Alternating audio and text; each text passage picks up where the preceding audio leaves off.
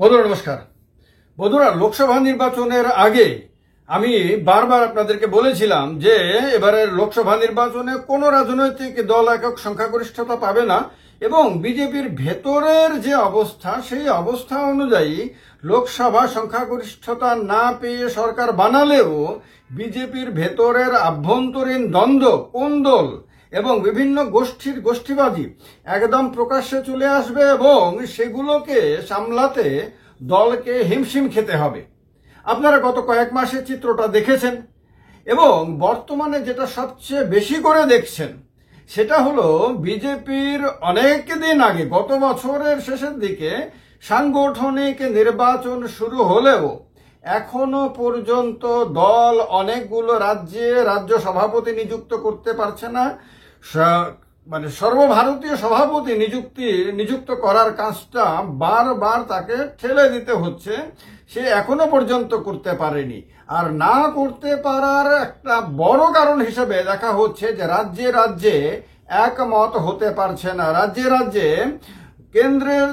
কেন্দ্র থেকে যে নাম সাজেস্ট করা হচ্ছে সেই নাম মেনে নিতে কেউ প্রস্তুত হচ্ছে না। এক গোষ্ঠী একটা নাম পছন্দ করলে আরেক গোষ্ঠী তাতে তীব্র বিরোধিতা করছে বিভিন্ন রাজ্যের মধ্যে। এর মধ্যে সবচেয়ে বেশি ক্রুশাল অবস্থা তো পশ্চিমবঙ্গে, কারণ পশ্চিমবঙ্গে মাত্র এক বছর পরে বিধানসভা নির্বাচনের এক বছর আগে সেখানে রাজ্য সভাপতি নির্বাচন করতে পারছে না, ভাবতে পারা যায়? অথচ দল সেই রাজ্যকে দখল করতে চাইছে, সেই রাজ্যে ক্ষমতা আসতে চাইছে, কিন্তু রাজ্য সভাপতি নিযুক্ত করতে পারছে না। না পারার পেছনে সবাই জানে, পশ্চিমবঙ্গের বাচ্চা পর্যন্ত জানে যে আসল কারণ কি। একদিকে শুভেন্দু অধিকারী, তিনি সভাপতি হতে চাইছেন, বিরোধী দলনেতা পদে থেকেও তিনি রাজ্য সভাপতি হতে চাইছেন, তাকে বাকি গ্রুপগুলো মানতে চাইছে না। দিলীপ ঘোষ আবারও রাজ্য সভাপতির পদে ফিরে আসতে চাইছেন মাঝখানের গ্যাপের পরে, তাকে আপনার শুভেন্দু অধিকারীর গ্রুপ মানতে চাইছে না। সুকান্ত মজুমদার আপনার রাজ্য সভাপতি থাকার সময় তিনি আবার কেন্দ্রীয় মন্ত্রী হয়ে গেছেন, তাকে এক ব্যক্তি এক পদ নীতিতে তাকে ছাড়তেই হচ্ছে, কিন্তু তারও মন চাইছে না ছাড়তে।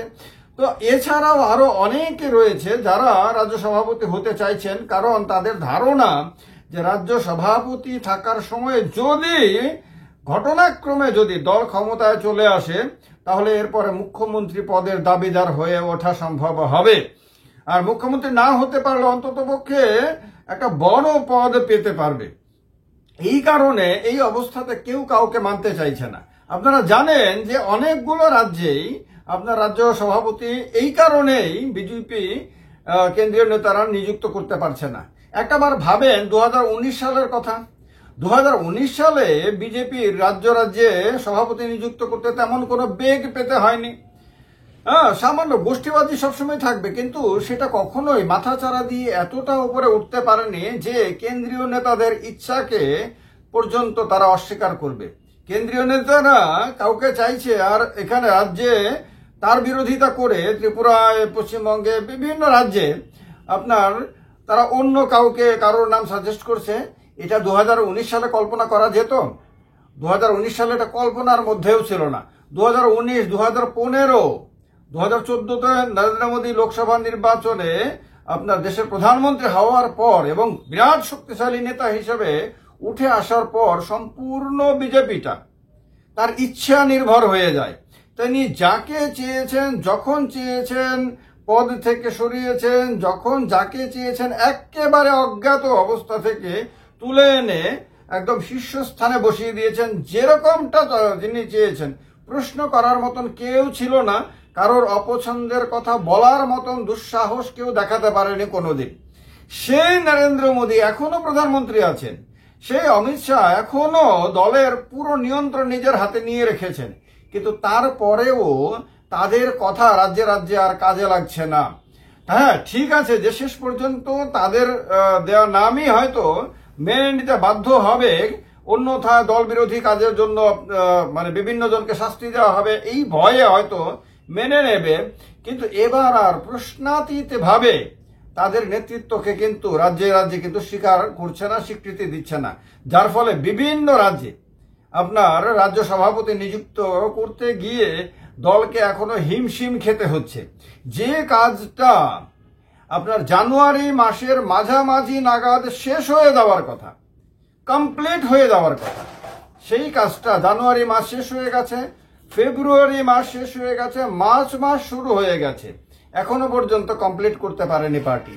তো এতে বোঝা যায় যে কেন্দ্রে শুধু সংখ্যাগরিষ্ঠতা না থাকার কারণে, কেন্দ্রের সরকারটা দুর্বল হওয়ার কারণে এবং মোদিজির যে একনায়কত্ব সেইটার আগের মতো না থাকার কারণে, বিভিন্ন দিক থেকে বিরোধী দলগুলো শক্তিশালী হওয়ার কারণে এবং বিরোধী দলগুলো সারাক্ষণ আপনার কেন্দ্র সরকারকে নিশানায় রাখার কারণে আপনার দলের ভেতরের যে গোষ্ঠীদ্বন্দ্বগুলো এতদিন ভয়ে চেপে রেখেছিল বিভিন্ন নেতারা, এখন সেগুলো তারা প্রকাশ করতে শুরু করেছেন। এখন কেন্দ্রীয় নেতারা একটা নাম দিলে তারা অন্য আরেকটা নাম দেওয়ার মতন সাহস দেখাচ্ছেন।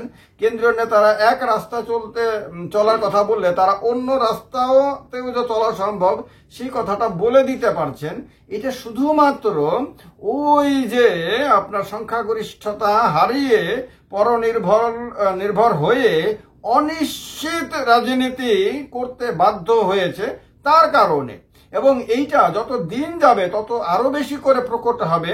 এবং আমি আপনাদেরকে বারবার বলেছিলাম, অনেকে হয়তো মনে করে থাকতে পারেন যে কোথায় এটা, কিন্তু দেখেন আপনারা লোকসভা নির্বাচনের পরে আপনারা দেখেছেন হরিয়ানা বিধানসভা নির্বাচনের আগে অসংখ্য নেতা দলত্যাগ করেছে, আসামে দলত্যাগ হয়েছে, মহারাষ্ট্রে দলত্যাগ হয়েছে, বিহারে দলত্যাগ হয়েছে, রাজস্থানে দলত্যাগ হয়েছে, তারপরে উত্তরপ্রদেশে দলত্যাগ হয়েছে, তারপরে পশ্চিমবঙ্গে দলত্যাগ হয়েছে, বিভিন্ন রাজ্যে দলত্যাগ হয়েছে যেগুলো এর আগে কেউ কল্পনাই করতে পারেনি।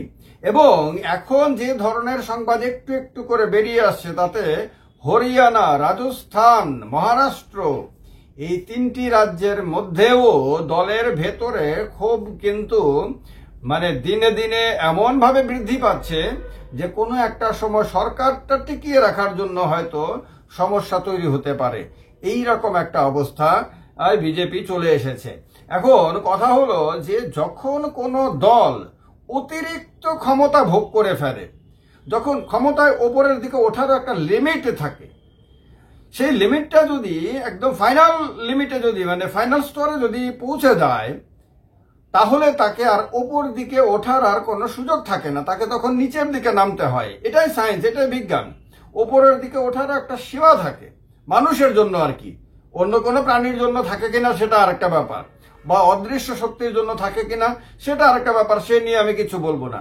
কিন্তু মানুষের জন্য ওপরের দিকে ওঠার একটা সীমা থাকে, সেই এক্সট্রিম সীমায় যদি সে পৌঁছে যায় তারপরে তাকে নিচের দিকে নামতেই হয়। বিজেপির ক্ষেত্রে সেটা হয়েছে। নরেন্দ্র মোদী, অমিত শাহর যে গুজরাট লবিও এক্সট্রিম পাওয়ার আপনার এনজয় করেছিল। এক্সট্রিম পাওয়ার এনজয় করার কারণে এখন তাদেরকে ধীরে ধীরে ধীরে ধীরে পাওয়ারলেস হতে হচ্ছে। যত দিন যাচ্ছে তত একদিকে সংঘ, একদিকে বিজেপির ভেতরে আবার একদিকে গুজরাট লবি, অন্যদিকে অন্য লবিগুলো। তো এই জিনিসগুলো ধীরে ধীরে ধীরে ধীরে মুখোমুখি হতে দেখা যাচ্ছে এবং এর ফলে তাদের যে বিরাট শক্তি, বিরাট ক্ষমতা, বিরাট কর্তৃত্ব সেইটা হাতছাড়া হতে শুরু করেছে। যত দিন যাবে তত আরো বেশি করে আপনারা চোখের সামনে দেখতে পারবেন এই জিনিসগুলো। এখন যেটা হচ্ছে, যেটা দেখছেন সেটা তো আপনাদের কাছে স্পষ্ট হয়েই গেছে। আমার কথাগুলো আর নতুন করে প্রমাণ দেওয়ার কিছু নাই। জানুয়ারি মাসের মাঝামাঝি সময়ের মধ্যে যেখানে সবগুলো রাজ্যে রাজ্য সভাপতি নিযুক্ত হয়ে যাওয়ার কথা, এখন মার্চ মাস শুরু হয়েছে, এখনো পর্যন্ত সবগুলো রাজ্যে বা অধিকাংশ রাজ্যে সভাপতি নিযুক্ত করতে পারেনি। এর চেয়ে বড় কোনো প্রমাণ আর নেই। বিজেপি দলটাতে আমি দলের সংবিধানটাকে এত ভালো করে পড়েছি, এত বেশি করে আমি জেনেছি, এবং জানার ফলে আপনার রাজ্যের বিভিন্ন প্রান্তে ঘুরে ঘুরে আমি অসংখ্য হাজার হাজার বিজেপি কর্মীকে আমি ট্রেনিং করিয়েছি, বিজেপির সংবিধান বুঝিয়েছি, বিজেপির নীতি আদর্শ বুঝিয়েছি, বিজেপির কার্যপ্রণালী সম্বন্ধে বুঝিয়েছি। এই কারণে আমি খুব ভালো করে জানি যে এই সমস্ত কাজগুলো অনেক আগে হয়ে যাওয়ার কথা, শান্তিপূর্ণভাবে হয়ে যাওয়ার কথা। কিন্তু আশঙ্কিত দল শান্তিপূর্ণভাবে তো দূরের কথা, করতেই পারছে না। এটাই বোঝা যায় যে দল এখন আর আগের মতন অবস্থানে নেই। এটা কি নরেন্দ্র মোদী এবং অমিত শাহ নেতৃত্বাধীন যে গুজরাট লবির পতনের একটা বড় সংকেত? কি মনে হয় জানাবেন কমেন্ট বক্সে কমেন্ট করে।